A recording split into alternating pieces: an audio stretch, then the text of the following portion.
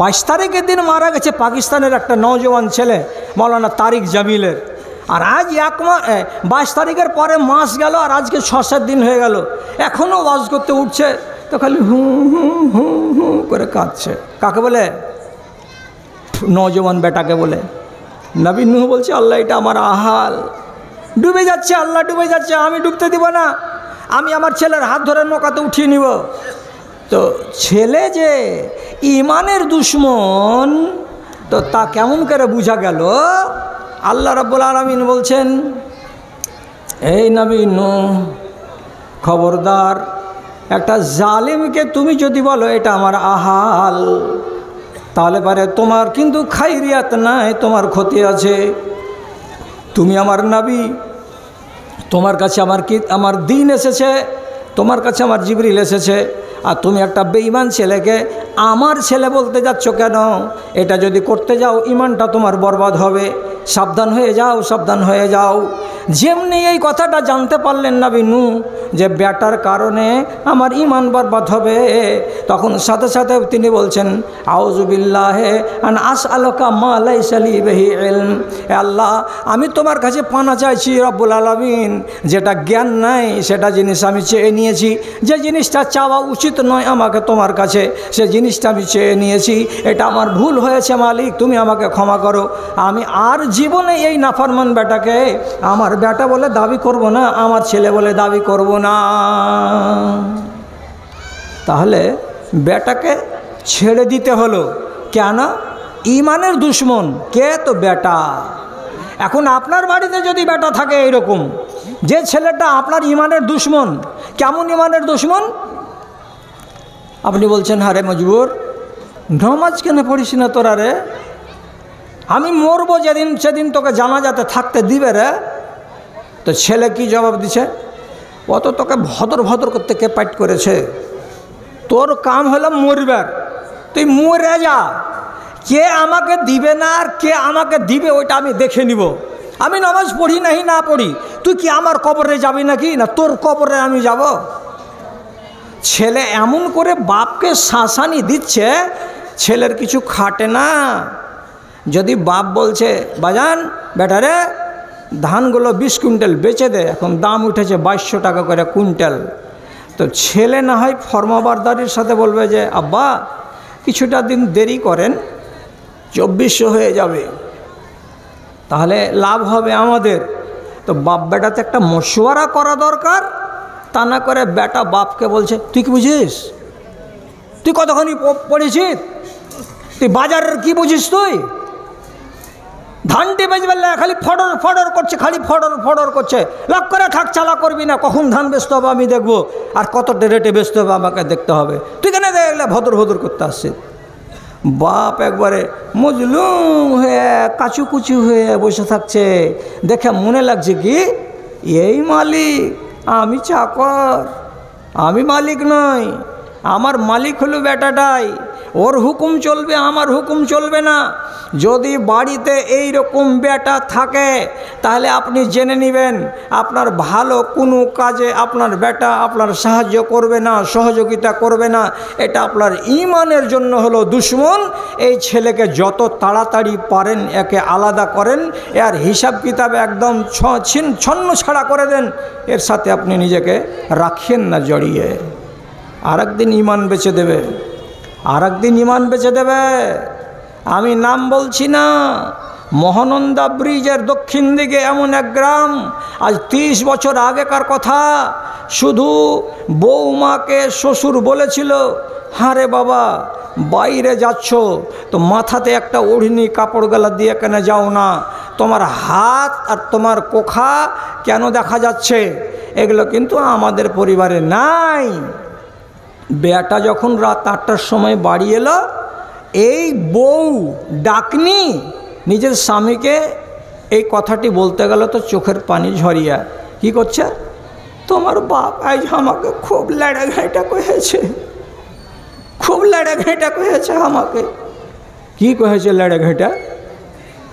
নেড়ে আর ঘেঁটে বলেছে। তো তোর গায়ে হাত দিয়েছিল তোর শ্বশুর যে নেড়েছে? ঘেঁটে বলেছে। তো তোকে কি ঘেঁটেছে তোর শ্বশুর যে তুই যে বলছিস নেড়ে আর ঘেঁটে বলেছে আমাকে? কি বলেছে? ছেলের মগজটা একবারে এমন টং হলো। কি বলেছে? বলছে এরকম এরকম কথা বলেছে। এশারের টাইম বাপ গলিতে অজু বানাচ্ছিল, অজুর পানিগুলো অনেকটা আগিয়ে গড়ে গেছে, আর শুকনো মাটিতে পানিগুলো শুষে একটু কাদা হয়ে গেছে। ওই টাইমে বাপের হিসাব নেওয়ার জন্য হন হন করে ঘর থেকে বেরিয়ে এসে বাপ অন্ধকারে বসে অজু করছে, তখন লাইট কারেন্ট ছিল না, পিছন দিক থেকে এসে এভাবে মারল পাছাতে একটা লাত।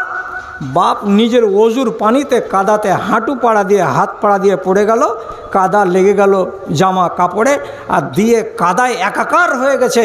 আর যাওয়ার পরে বাইরে এসে এদিকে আলোর দিকে এসে যদি দাঁড়িয়ে দেখছে তো নিজের ঔরুজাত সন্তান ছেলে মুখে যা আসছে তাই বলছে আর গাল দিচ্ছে। বাপ লাজবাব হয়ে বলছে, কিসের জন্য এমন করলে যে বাবা? কি করলে হাত টাতগুলোকে সব কাদা মাখিয়ে দিয়ে? এখন নমাজে কেমন করে যাব আমি? তো খারাপ ভাষা বলেছিল। তো খারাপ ভাষা বলাতে শুধু বাপের মুখ থেকে এই কথাটা বের হলো। বাপ মা তো জীবনে অত সহজে বদদোয়া করে না, ঠেলাই পড়লেও বদদোয়া করে না। তো খালি এই কথাটা বলেছিল, আল্লাহ তুমি বিচার করিও, আল্লাহ তুমি বিচার করিও। তো আল্লাহ তাআলা এমন বিচার করেছিল, এমন বিচার করেছিল যে মালদা যাওয়ার পথে, মালদা যেতে গিয়ে পীরগঞ্জ পার হয়ে এমন এক জায়গাতে গিয়ে অ্যাক্সিডেন্ট হলো। মগজ ছিতরা 20 হাত দূরে পড়ে আছে, কাউয়াতে খাচ্ছে। ফুলকা আর এক জায়গায় পড়ে আছে, ওখানে কাউয়াতে খাচ্ছে। আর লাশকে চিনতে পারা যায় না যে এটা কার ছেলে। তো যে ছেলে বাপের সামনাসামনি তার বেয়াদবি করবে, এই ছেলেটা হলো আপনার ইমানের দুশমন, কেনান চাইতে অভাগা। এইরকম ছেলেকে সাথে যদি না রাখেন, আলহামদুলিল্লাহ, যদি পারেন 2-4 বিঘা জমি দিয়ে ওর কাছ থেকে নিজের ইমানটাকে বাঁচিয়ে নেন। কেন? আল্লাহ রাব্বুল আলামিন পরিষ্কার করে বলছেন, ইন্না মিন আজওয়াজিকুম ওয়া আওলাদিকুম ফিতনা। তোমাদের কিছু কিছু লোকের বাড়িতে বিবিগুলো আছে ফিতনা, ছেলেগুলো আছে ফিতনা। সবগুলো বাড়িওয়ালি ফিতনা নয়, সবগুলো ছেলেপিলে ফিতনা নয়। এমন এমন ছেলে আছে বাড়িতে, লক্ষ্য করে দেখবেন, যারা আপনার ইমানের পথে অন্তরায় হয়ে যায়, সেগুলোই হলো ফিতনা। এরা আপনার ইমানকে বরবাদ করে দেবে। অতএব আগেই সাবধান হন, যাতে তার হাতে আপনার ইমান জলাঞ্জলি না যায়। জি, ছেলে আল্লাহর কাছে দোয়া করতে হবে, কানতে কাটতে হবে, ভালো ছেলে চাইতে হবে। যদি না পান তো ভিন্ন করে দিয়ে নিজের ইমানটাকে বাঁচান। হাদিসের ভেতরে অনেকগুলো ফরমাবারদার ছেলের ইতিহাস আলোচনা হয়েছে। আমি এতগুলো বলতে পারবো না, আর পাবো না। কত ভালো ছেলে দুনিয়াতে হয়, আজকাল পাওয়া যাবে কি যাবে না তুমি আল্লাহ ভালো জানো। আবু বকর সিদ্দিকের একটা বেটা, তার নাম হলো আব্দুর রহমান। তার নাম আব্দুর রহমান। আব্দুর রহমানের বিয়ে হলো, সুন্দরী বউ এলো বাড়িতে। তো খলিফাতুল মুসলিমিন আব্দুর রহমান আবু বকর সিদ্দিক রাদিয়াল্লাহু তাআলা আনহু একদিন নিজের ছেলেকে বলছেন, বেটা আব্দুর রহমান শোনো। কি বাজান? তো বলছে, যেদিন থেকে এই মেয়েটার সঙ্গে তোমার বিয়ে দিয়েছি, সেদিন থেকে তোমাকে দেখছি জোহরের টাইমে সম্পূর্ণ 4 রাকাত জামাতে পাও না। ফজরের বেলায় যদি মসজিদে যাচ্ছ তো কোনো দিন এই 1 রাকাত পাচ্ছ, তো কোনো দিন তাশাহুদ পাচ্ছ, কোনো দিন জামাতটাই পাও না। কেন এমন হচ্ছে? এই বউটা যেদিন থেকে তোমার বাড়িতে এসেছে, সেদিন থেকে তোমার ইমানে বাটা লেগে গেছে, তোমার ইমানটা ভালো হয়ে নাই। স্ত্রীতে ইমান খায়, মানতে পারবেন না? একটু সবর করেন 5টা মিনিট, আপনাকে প্রমাণ করে দিচ্ছি। বাপ বলছে, তোমার এই বউটা তোমার ইমানের পথে বাধা, তোমার নমাজে ঢিল হয়ে গেছে, তোমার জামাতে ধরাতে ঢিল পড়ে গেছে। কিসের কারণে? তো বউয়ের কারণে তুমি ফিতনাতে পড়ে গেছো। কি? বউটা নমাজ পড়তে বেরিয়ে যখন আসছো, হয়তো তোমার হাত ধরে দাঁড়িয়ে থাকছে, হয়তো সেজে গুজে দাঁড়িয়ে আছে, তখন তুমি তাড়াতাড়ি করে ঘর থেকে বের হতে পারো না, এই যাচ্ছি এই যাচ্ছি। বউয়ের মোহাব্বতে পড়ে তুমি রাইট টাইমে মসজিদ যেতে পারো না। তো তাহলে যে স্ত্রী তোমার ইমানকে নষ্ট করে দেবে, সেই স্ত্রী তোমার সংসারে থাকার যোগ্য নাই। অতএব আবু বকর সিদ্দিক সোজা সোজা হুকুম দিয়ে বলছেন, তাল্লিকহা, বেটা এই বউটাকে তালাক দিয়ে দাও, বউটাকে রাখা চলবে না। যখনই শুনতে পেলেন আমার বাপ বলছেন তালাক দিয়ে দাও, কি করা যাবে কি করা যাবে না। ছেলে যদি নাফরমান হতো তাহলে অবশ্যই আবু বকরকে বলতো, আবু বকর আমার অসুবিধা হয় না তো তোমার কেন অসুবিধা হয়? আমার স্ত্রী নিয়ে আমার কোনো রকমের ঝামেলা হয় না, দুঃখ হয় না, কষ্ট হয় না, তো তোমার কেন কষ্ট হয়? এ কথাটা অবশ্যই বলে দিত। কিন্তু ছেলে ছিল ফরমাবরদার বাবার, তার ভেতরে ঈমান আছে, যেমন বাবার পেটের ভেতরে বুকের ভেতরে ঈমান আছে। সাথে সাথে বলছেন বাজান আপনি যদি হুকুম করেন স্ত্রীকে তালাক দিয়ে দিতে হবে তাহলে আপনার আমি ছেলে ফরমাবরদার, আমি সেটাই মানব। সাথে সাথে বাড়ি গিয়ে নিজের বিবিকে তালাক দিয়ে দিলেন। যাও, বাপের বাড়ি গেল স্ত্রী, তো মুহাব্বত ভুলতে পারে না স্ত্রীটার, তখন করে কি শোক লাগা, এমন রোগা হয়ে গেল, ঝিম ধরা হয়ে গেল। আর যেখানে যাই খালি গুনগুন গুনগুন করে কি বলে, বাঁশি বাজে না, মন হাসে না, অন্তর কাঁদে, আসমারে তুই আমার নয়নের কাজল, তোর জন্য আমি হয়েছি পাগল, বাঁশি বাজে না, মন হাসে না, অন্তর কাঁদে। যেখানে যাই গুনগুন করে, যেখানে যাই গুনগুন করে। তখন আবু বকর সিদ্দিক 15 থেকে 20 দিন যখন হলো, জানতে পারলেন আমার বেটা এমনি ঝিম ধরা হয়ে গেছে বউর শোকে, যেটায় যেখানে যায় শুধু গুনগুন গুনগুন করে কি বলে। তার মানে কি এই বেটা যে বউ ছেড়েছে তো বাপের সম্মান রক্ষা করতে বউটা ছেড়েছে, বেটার ইচ্ছা ছিল না। অতএব আমার বেটা যখন দুঃখিত হয়ে গেছে তখন 20 দিন পরে আবু বকর বলছেন বাজান রে যা যা যা বউটাকে ফিরিয়ে নিয়ে চলে আয়। 20 দিন পরে ছাড়ান পাওয়া বউ আবার ফিরে চলে এলো। ফিরে পাওয়া যায় যে না যায়, মুখ ঝুকান, যায় যে না যায়, জায়েজ।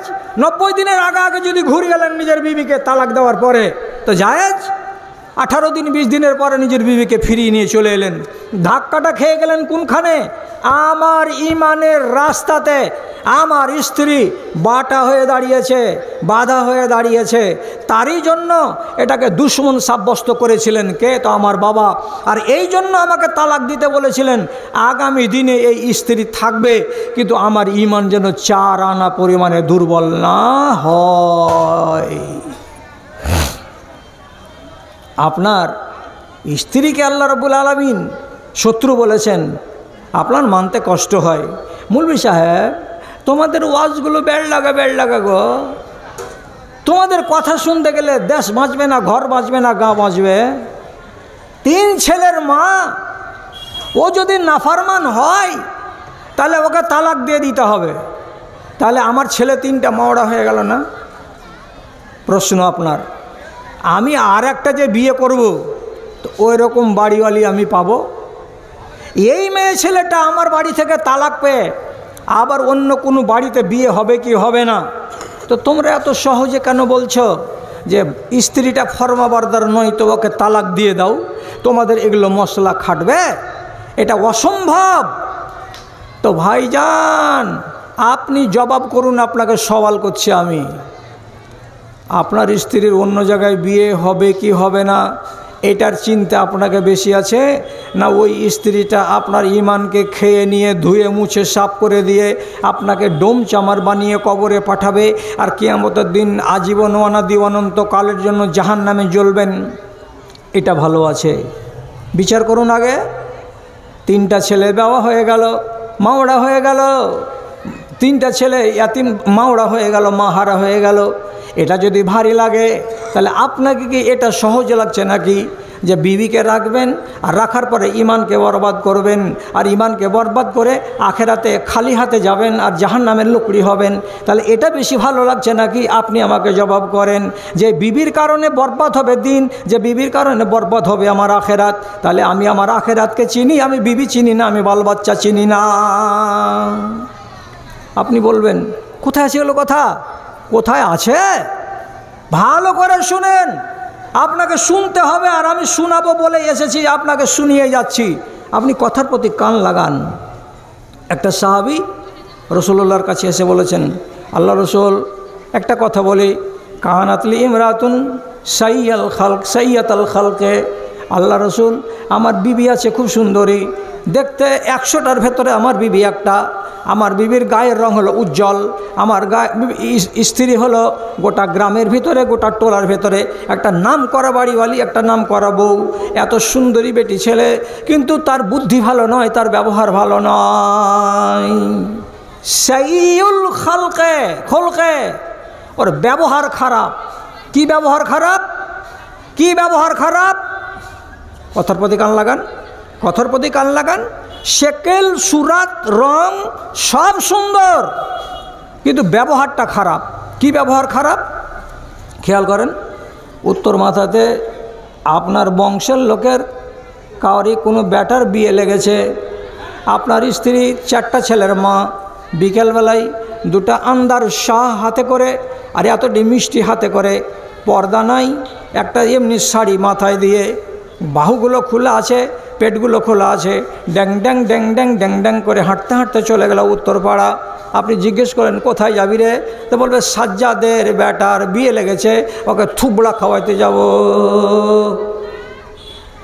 তো ওটা তোর কে হলো? আমাকে সর্দারের আন্ডারে জামাতের লোক, আমি যদি না দিই তো আমার বাড়িতে যে দিবে না, তো তোমাকেই যেতে হবে। বাড়িতে নাবালক মেয়ে ছেলে নাই, তোমার স্বামীটাকে যদি বলো যে থুবড়াটা দিয়ে এসে ওদের বাড়িতে, ও দিয়ে আসতে পারবে না। তো তুমি এই রকম করে মুখ খুলে দিয়ে, শরীরকে খুলে দিয়ে, কাপড়কে আধা আধা ঢেকে আর আধা আধা খুলে এইভাবে যে তুমি চললে উত্তর পাড়ায়, আমি তোমার স্বামী বলছি তোমাকে যেতে হবে না, আমি বলছি তুমি যাও না। তখন স্ত্রী আপনাকে জবাব দিচ্ছে কি বলে, দাঁত থেকে এমনি করে উপর দিকে ছেড়ে দেওয়া, বলছে দেখিস মিনসাকে, এখন দেখিস মিনসার জ্বালা। তখন আপনি আর মদ নন, তখন আপনি কি? তখন আপনি মিনসা। এবার মিনসা বলে দিয়ে আপনাকে যতটুক সাইজ করার করে দিল, বুড়ো আঙুল দেখিয়ে টেন টেন করে হাঁটতে হাঁটতে চলে এলো নিজের কাজ আদায় করে দিয়ে।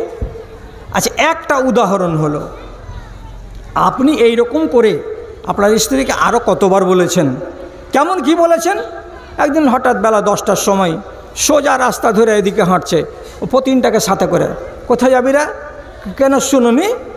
জালালপুরের দক্ষিণ মাথার আবুল হাজি যে মারা গেছে, তো আবুল হাজি কে হলো? তোর বাপ হলো। আবুল হাজিকে দেখতে যাবে কে? তো পিপলতলার মেয়ে। হাজিকে দেখতে যাবে এখান থেকে 1 কিলোমিটার অতিক্রম করে, বুরকা নেই গায়ে, পর্দা নাই শরীরে, এমনি হাঁটতে হাঁটতে হাঁটতে হাঁটতে চলে যাচ্ছে। ওই বাড়িতে 10টা 20টা মেয়ে ছেলে কাঁদবে আর একটা করে প্রশ্ন করবে, কয়দিন থেকে ব্যারাম ছিল জি বুবু? তখন ও কাঁদবার করে, 9 দিন থেকে খাইতে পারছিল না। আর একটা প্রশ্ন করবে, পেশাব বেলা তুমি করাল ছিলে জি বুবু? না। হ্যাঁ মা, আর কে করবে? আমি করেছি হাজি সাহেবে। কিছু খেতে পারেনি, একটা করে মানে ওর ব্যথা দেওয়া কথা ও তুলবে আর মেয়েটাকে কাঁদাবে আর বসে বসে গল্প টল্প করে বাড়ি চলে আসবে। তুই হাজি কী করলি? জানা যায় যেতে পেরেছিলি? পারিসনি। কোনো মানুষ মরে গেলে ওর মরা চেহারাটা দেখতে গেলে দোয়া পড়তে হয়। তুই দোয়া জানিস? ভাই দোয়া জানি না। তাছাড়া কোনো মানুষ যেটা জীবিত, ওকে দেখা তোমার জায়েজ। জীবিত অবস্থায় যেই পুরুষকে তোমার দেখা জায়েজ, ওই পুরুষটাকে মরার পরে তোমার দেখা জায়েজ।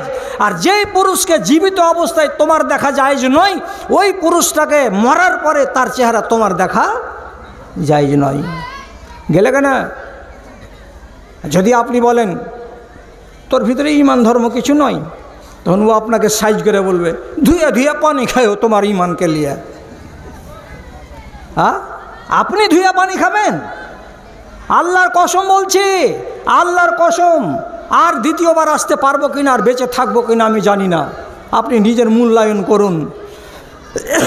চাদর বিক্রি হতে আসছে, 10 টাকার 15 টাকার জিনিসগুলো বিক্রি হতে আসছে, গলিতে দাঁড়াচ্ছে কালিয়া চকার লোক আর আওয়াজ দিচ্ছে, আপনার বেটি, আমার বেটি, আমার স্ত্রী, আপনার স্ত্রী, আপনার বোন, সবাই মিলে চারিদিক থেকে ঘিরে এই কালিয়া চকের লোকটার সঙ্গে দামাদামি করছে। ওর হাত থেকে কাটছে, ওর হাতে উ ধরাচ্ছে, এবার এমনি করে করে মাপছে, মাপতে গিয়ে ওর হাতকে মাপছে, ওর শরীরে হাত লাগাচ্ছে। কোনো চিন্তা নাই এই বেটি ছেলের, কোনো চিন্তা নাই। তাহলে এটা নেককার বেটি ছেলে, একে কি করতে হবে? রাসূলুল্লাহকে লোকটা বলছেন, সাইয়াল খালকে আল্লাহ পাকের রসুলের চেহারা খুব সুন্দর, দেখতে কোনো অসুবিধা নাই, কিন্তু ব্যবহারটা হলো তার খারাপ। যখনই ব্যবহারটা খারাপ হওয়ার কথা বললেন, তখন আল্লাহ পাকের নবী বলছেন, তাল্লেকাহা, এই মেয়েটাকে তালাক দিয়ে দাও। কেন? যেটা হলো তোমার দুশ্মন। কিসের দুশ্মন? তোমার জানের দুশ্মন নয়, তোমার কিয়ামতের দিন তোমার ইমানের দুশ্মন হয়ে দাঁড়াবে, তোমাকে জান্নাতে ঢুকতে দেবে না। এই জন্য আল্লাহ তাআলা কোরআনে আগে বলছেন, ইন্নামা আমওয়ালুকুম ইন্না মিন আজওয়াজিকুম ওয়া আওলাদিকুম ফিতনা ফাহযারুহুম। এদের থেকে সাবধান থাকো, এদের থেকে সাবধান থাকো, সাবধান থাকো, যাতে তোমার ইমানকে লুটতে না পারে। এই জন্য চাবিটাকে টাইট করে হাতে নিয়ে থাকো এবং ছোট থেকেই শাসনটাকে কড়া করে রাখো, যাতে তোমার শাসন চলে, ওর যেন শাসন তোমার উপরে না চলে যায়। রসুলুল্লাহ একটা দোয়া বলেছেন, আমরাকে দোয়া শিখতে হয়, আর দোয়া বলতে হয় বিপদের কালে। দোয়াটা আজব, দোয়াটা আজব, আজব দোয়া বলছি। এই এলাকার লোক, পিপলতলার লোক, আজব দোয়া। কাউরি যদি জানা থাকে তো আর আপনার ভাইকে শিখিয়ে দেবেন, আর জানা না থাকে তো বাংলাতে বলবেন আল্লাহ তাআলাকে, তাও ভালো, কিন্তু দোয়াটা আমার মুখ থেকে শুনেন। রসুল বলছেন মাঝে মাঝে দোয়া করিও। কি বলে দোয়া করব? আল্লাহুম্মা ইন্নী আউযু বিকা মিন জারিস সুয়ে ওয়া মিন যাওজিন ইউশাইয়িবুনি ক্বাবলাল মাশিবে ওয়া মিন ওয়ালাদিন ইয়াকুনু লি রাব্বা। কি মানে? বলছে, আয় আল্লাহ, তুমি আমাকে হারামি পড়োশি থেকে পানা দিও। আল্লাহজি, আমার ডাহিন দিকার পড়োশি যেন বদমাশ না হয়, আমার উত্তর দিকার পড়োশি যেন বদমাশ না হয়। কোনো মানুষের পড়োশি যদি বদমাশ হয়ে যায়, তাহলে ওর জিন্দেগিতে জাহান্নাম জাহান্নাম হয়ে যায়। সুখ পাবে না পানি ফেলে, সুখ পাবে না ঘরের মটকা দিতে গিয়ে, সুখ পাবে না টিন টাঙাতে গিয়ে, সুখ পাবে না টাটি খাড়ো করতে গিয়ে, সুখ পাবে না হাল চাষ করতে গিয়ে। সব সময় পড়োশি কাঁদাবে কাঁদাবে কাঁদাবে। যখন আইল কাটার টাইম আসবে, যদি বাহুবলেই পড়োশি হয় তো 4 আঙুলের জায়গায় 6 আঙুল কেটে দিবে। আপনি যদি বলেন আইল কেন কাটছ, খবরদার চালা করবি না, চালা না তো কোদল ঘাড়ে চালিয়ে দিব। এই পড়োশি থেকে আপনাকে পানা চাইতে হবে আল্লাহর কাছে। যার পড়োশি এরকম আছে, ও জানে, ও রগে রগে জানে যে আল্লাহ পড়োশির ঠেলাটা কেমন, বুঝলেন? আছে প্রত্যেক গায়ে 2-1 করে এরকম পড়োশি আছে। মসজিদে এসে লাইন সোজা করতে কইবে, লাইন সোজা করো, লাইন সোজা করো, সোজা না হলে নামাজ হবে না। আর কানটাতে যে আইলের বেলা, আইল সোজা করো, এদিকটা ঘুরিয়ে আইল সোজা করো, আইল সোজা করো। এমন পাক্কা হারামি লোক এগুলো আছে, জানেন? এর থেকে আপনাকে পানা চাইতে বলছেন আল্লাহ পাকের নবী। আরবি দোয়া বললাম ওইটা। আর একটা কি দোয়া? হে আল্লাহ, এমন স্ত্রী আমার কপালে দিও না, এমন বিবি আমার কপালে দিও না, যেই বিবিটা আমার জীবনে এসে দাড়ি আর চুল পাকার টাইম হবে না, তার আগে আগেই যেন ঠেলার জ্বালাতে আমার চুল পাকিয়ে দেয়, আমার দাড়ি পাকিয়ে দেয়, আমার মোচ পাকিয়ে দেয়। কে? তো আমার বাড়িওয়ালি। আচ্ছা, বাড়িওয়ালি চুল পাকাইতে পারবে? হিসাব গালা বুঝেন না যে 3 পাশারি 15 সের বাড়িওয়ালি চুল পাকাইতে পারবে মানে কেমন কথা? যে হ্যাঁ, তোমার গুদ্দা উঠিয়ে নেবে উঠতে আর বসতে, যেমন বাড়িওয়ালি আছে। তুমি যে গেলে তীরমোহনীতে, তো রাত 11টা থেকে এলে কুণ্ঠে ছিল, হিসাব দাও। হিসাব দিতে দিতে ফানা হয়ে যাবেন। যদি হিসাব ঠিক করে না দিতে পারেন, ওকে রাজি না করেন, লাহারি খানা দিবে না। তোমার কি চা করেছি? রাত 8টার সময়তে আমি খানা লাগিয়েছিলাম, তুমি আসনি, খাওনি, এখন হাঁড়ির তলাতে পড়ে আছে, যাও খেয়ে লাওগা। তো জাড়ের দিন তো হাত বাহির করতে পারেন না, ঠান্ডার জ্বালাতে, যার দিকে হাঁড়ি আছে ওখান থেকে পেড়ে খাওগা, ওটা কইতে পারে না। 5 দিক থেকে পৈথান থেকে পাখান বাহির করে কাছে, এদিকে আছে হাঁড়িটা, এদিকে দে, হাঁড়িটা বাহির করে খেয়ে লাওগা। পুড়িয়ে মেরে খাবে। হাল বেহে বাড়ি আসবেন, সুখের স্ত্রী যদি না হয়, আপনি বলবেন একটু পানি দে তো রে, কলজাটা শুকিয়ে গেছে রে, হাল ঠেলে ঠেলে ঠেলে রে। তোমার চোখের সামনে কি কলসিটা সুঝে না? তুমি দেখতে পাও না, একটু ঢেলে খেতে পারো না? সুখ দিবে না। এমন করে নুচে নুচে খাবে, ছিঁড়ে ছিঁড়ে খাবে, আর নিজের ফরমাইশ জারি রাখবে যে ওর চিন্তার জ্বালাতে আপনার ভেতরটা খালি কুলহওয়াল্লা পড়বে, কুলহওয়াল্লা পড়বে। আর বেশি বেশি করে কুলহওয়াল্লা পড়তে পড়তে 40 বছর জুটবে না, তার আগে দেখবেন থক্কা হয়ে দাড়ি পেকে গেছে। দাড়ি কে পাকাইলে? কিছু বাড়িওয়ালি। এই জন্য রাসূলুল্লাহ বলছেন, তুমি দোয়া করবে অমিন জাউজিন ইউসাইয়িবুনি কাবলাল মাশিবে, আমার বুড়া হওয়ার আগে আমাকে যাতে বুড়া বানিয়ে দেবে এমন তুমি বাড়িওয়ালি আল্লাহ দিও না। আর শেষের বেলায় কি বলা হচ্ছে, আয় আল্লাহ তুমি আমাকে এমন ছেলে দিও না যে ছেলেটা বড় হবে আর হওয়ার পরে ও আমাকে চাকর বানিয়ে দেবে আর ও আমার মালিক হয়ে যাবে, আমার সামনে দাদাগিরি করবে, আমার সামনে আমার সামনে ফরমাইশ করবে, আমার মন মতো কাজ হতে দেবে না, আমাকে চোখ রাঙানি দেবে আর আমাকে কাবু করে রাখবে আর মনে হবে সেই হলো আসল মালিক। তাহলে আল্লাহ তাআলা এমন ছেলে আমাকে দিও না যে ছেলেটা আমাকে গোলাম বানিয়ে দেয় আর ছেলেটা আমার মালিক হয়ে যায়। ভাইজান, তাহলে আপনার দুশ্মন মোট কয়টা হলো?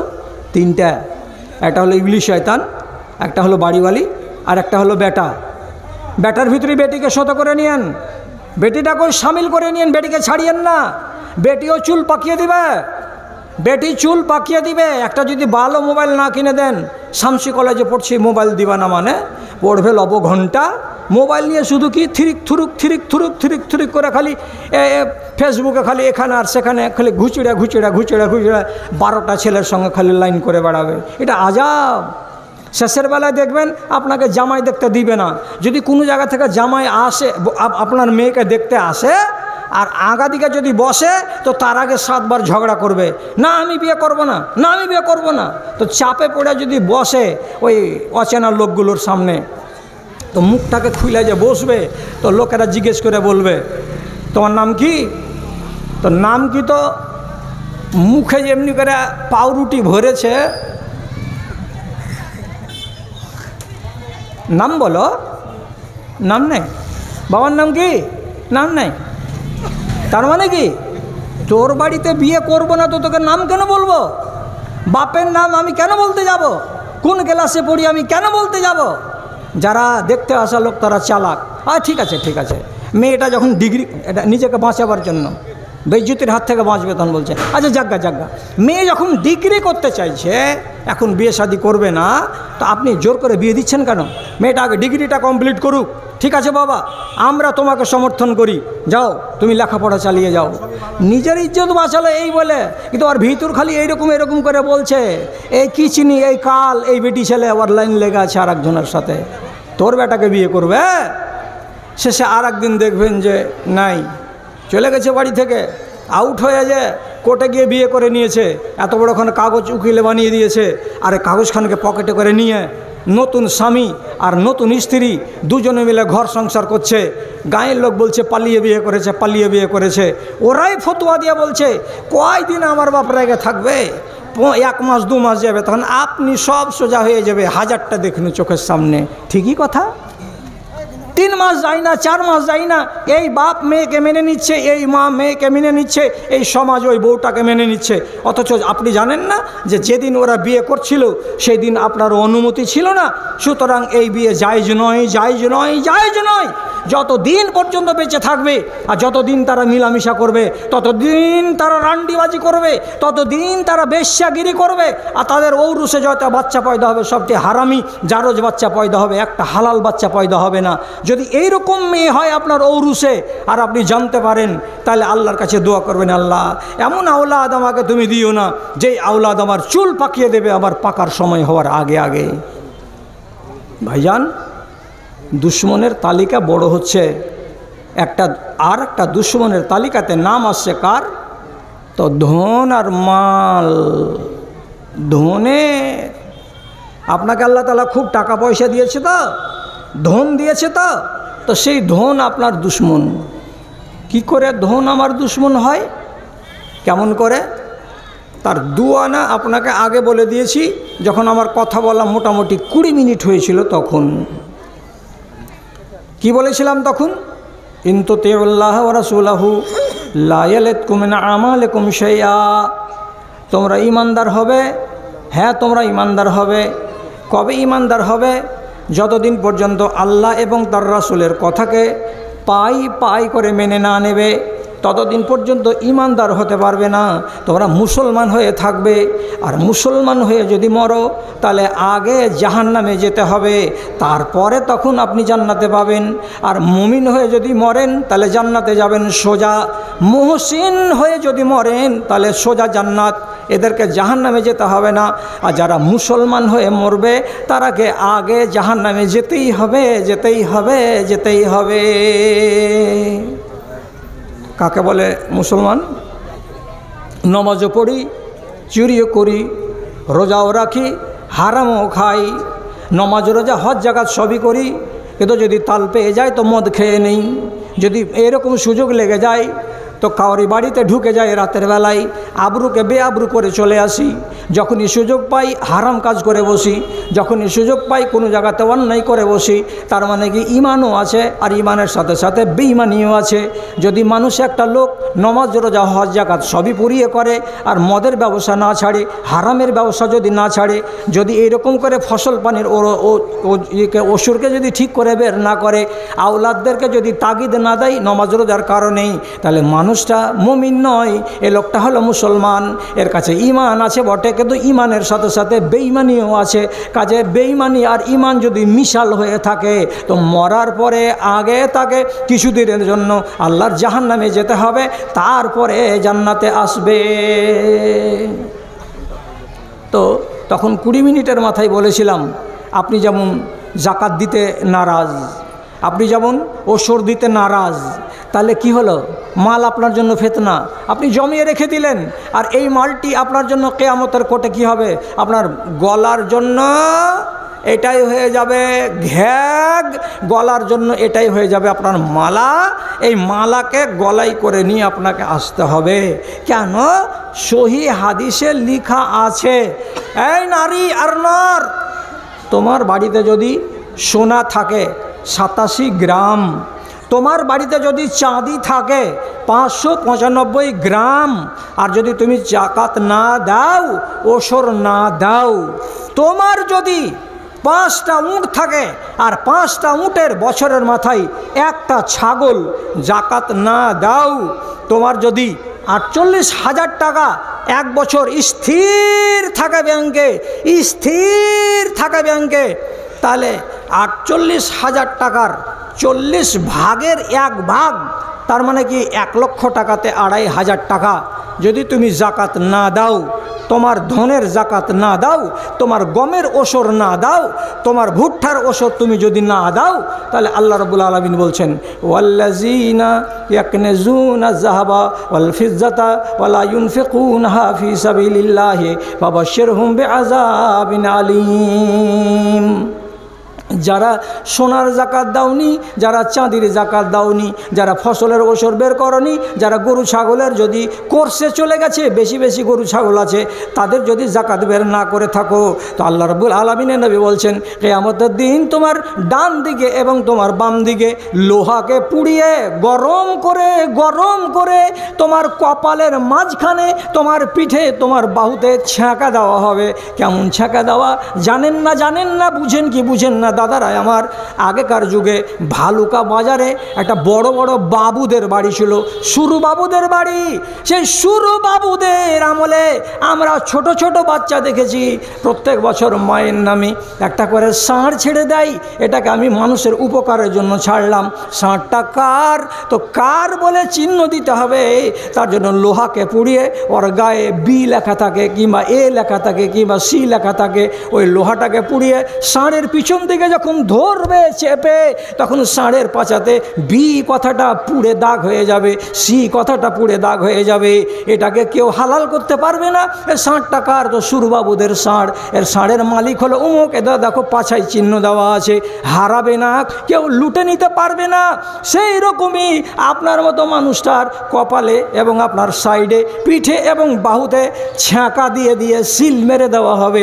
কি বলে সিল মেরে দেওয়া হবে?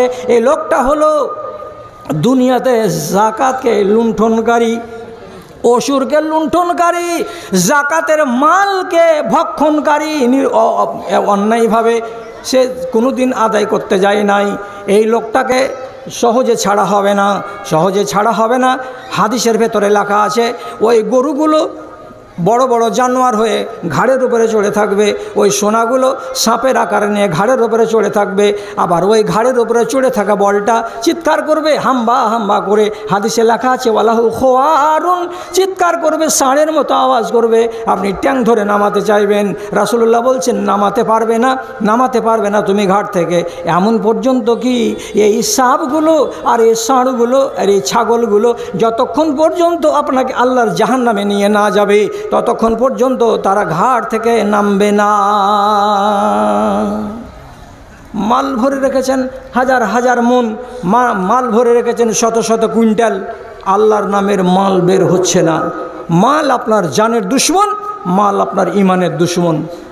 আব্দুর রহমান বিন আউফের মতো সাহাবি, আব্দুর রহমান বিন আউফের মতো সাহাবি, ওরে সুবহান আল্লাহ, ওরে সুবহান আল্লাহ, মরবার কালে ওর একটা স্ত্রী, 4টা স্ত্রী, ওরা 1,20,000, 1,20,000, 1,20,000, 4 বিবিতে শুধু 1,20,000 করে সোনার সিক্কা ভাগ পেল। সোনার সিক্কা, একটা দিনারে 4.25 গ্রাম সোনা থাকে।